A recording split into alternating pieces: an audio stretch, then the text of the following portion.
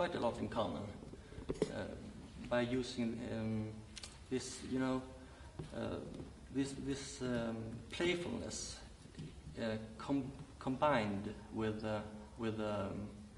really a really anxious feeling, about the very existential questions and so on.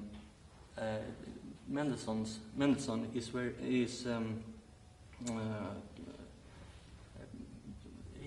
uses both of these feelings in his piece, and Fellini in his poem, I think, is mixing them rather quite a lot, and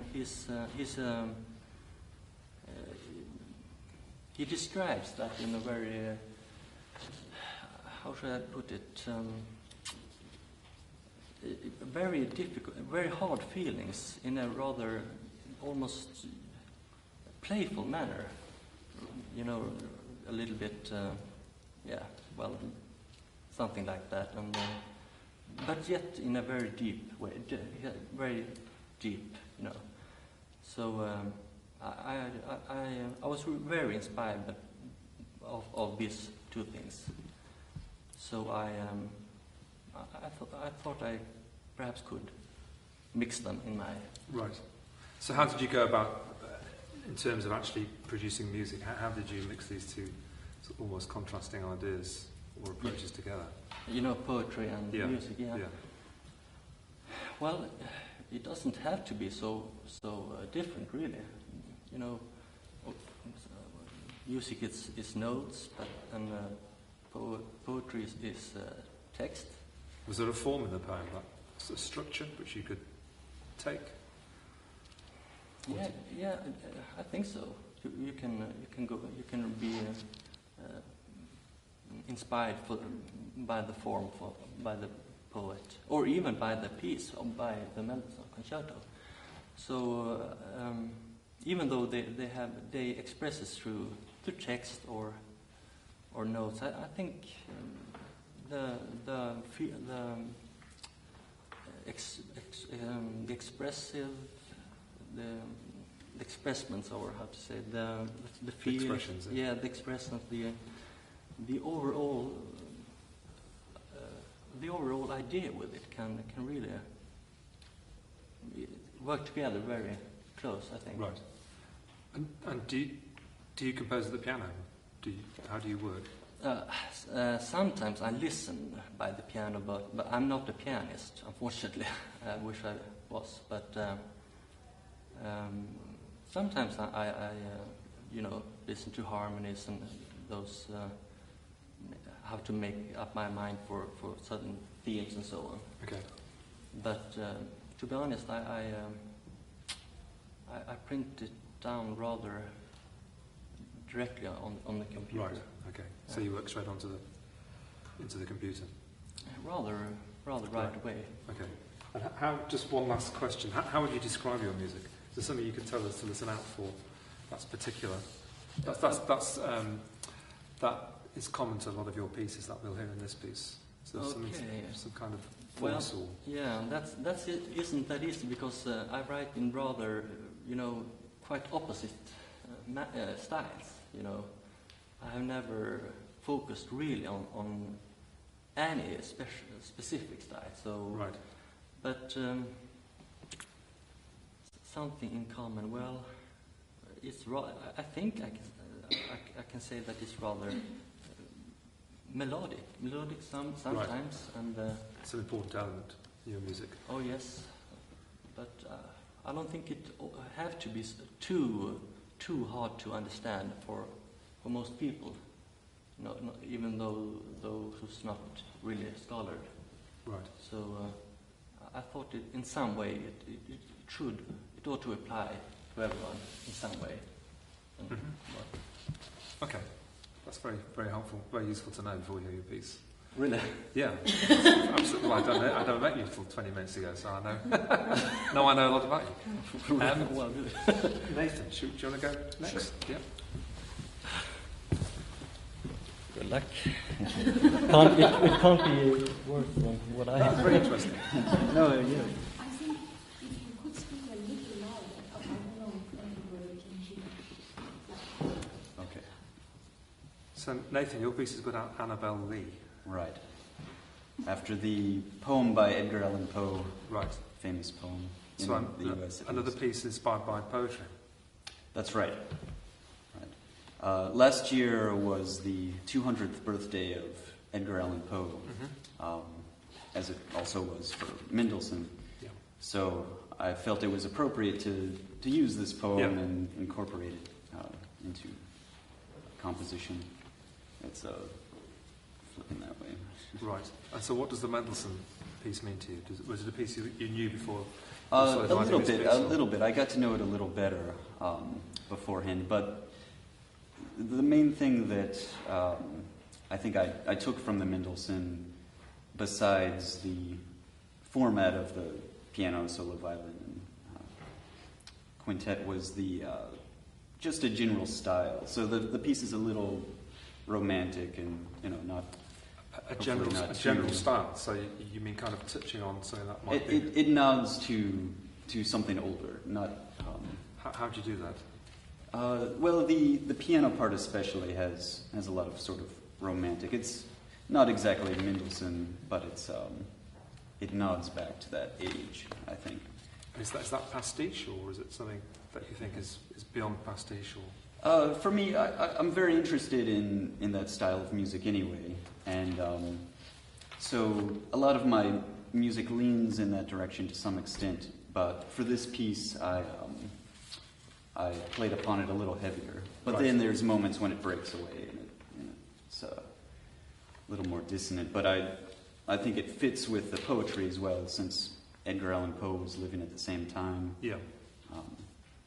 It seems to reflect that era without trying to replicate the era as it was. Right. This is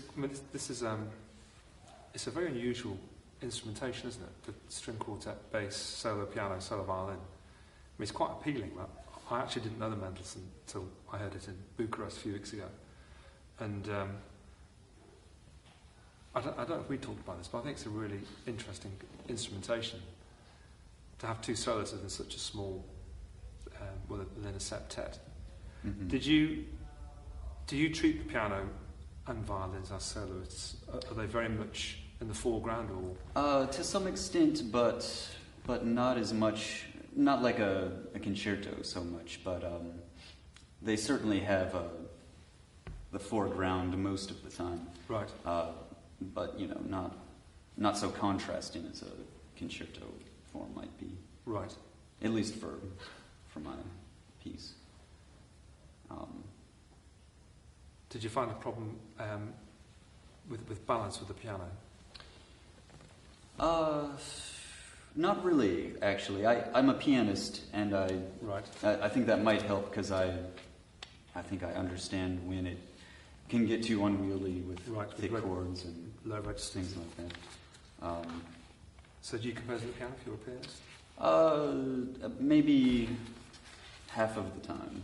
Right. I think it depends. Sometimes I work things out on my head or on the computer directly, and half the time I improvise a lot at the piano, and a lot of ideas I get are from improvisation, but it depends if I have a piano or not sometimes. Right. What's the poem about? It's about the narrator is talking about his long lost love, Annabel Lee, who died some time ago, and right, that's the first third of the poem. Could you read for me? Yeah, someone. Yeah. It's too small for me. Hold on, I think I can. Or would you like to do it, perhaps? I think composers should. Sure. It's in 3 sections to go along with the 3 movements. It's not too long. And since my American accent, it'll be appropriate for Poe, maybe. Delightful. It was many and many a year ago, in a kingdom by the sea, that a maiden there lived whom you may know by the name of Annabel Lee. And this maiden she lived with no other thought than to love and be loved by me. I was a child and she was a child in this kingdom by the sea. but we loved with a love that was more than love, I and my Annabel Lee, with a love that the winged seraphs of heaven coveted her and me. And the first movement reflects these concepts. The piano is representing the narrator, and the solo violinist is representing Annabel Lee. So it's sort of this ghostly image at times. Then it goes on. If I have it in here, I might not actually have the rest of the poem in my scores. Oh, I might, yeah, here we go. And this was the reason that long ago in this kingdom by the sea, a wind blew out of a cloud chilling my beautiful Annabel Lee, so that her high-born kinsmen came and bore her away from me, to shut her up in a sepulchre in this kingdom by the sea. The angels, not half so happy in heaven, went envying her and me. Yes, this was the reason, as all men know, in this kingdom by the sea, that the wind came out of the cloud by night, chilling and killing my Annabel Lee. So the second one is a bit darker and has a more stormy section. The wind is represented by the piano at one point doing these fast kind of octatonic-based passages. And then...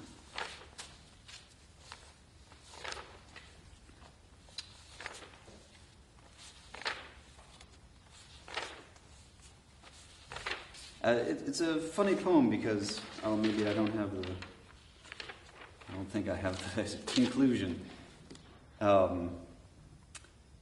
It's an interesting poem because most people recognize the title Annabel Lee, but it's a very dark and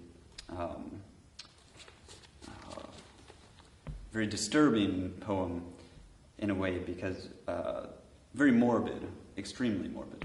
The end, it's all about the remembrance of Annabel Lee and, you know, her beauty and the angels envying her and taking her away.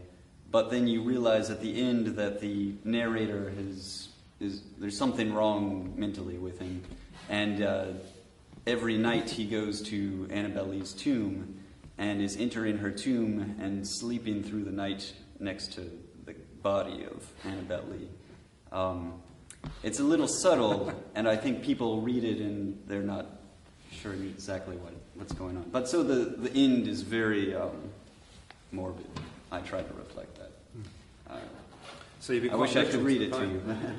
In the narrative of the poem is very much in the narrative of the piece. Right. I tried to structure it in a way that would reflect that. Okay. Great. Okay. That's very, very helpful. Thanks. All right.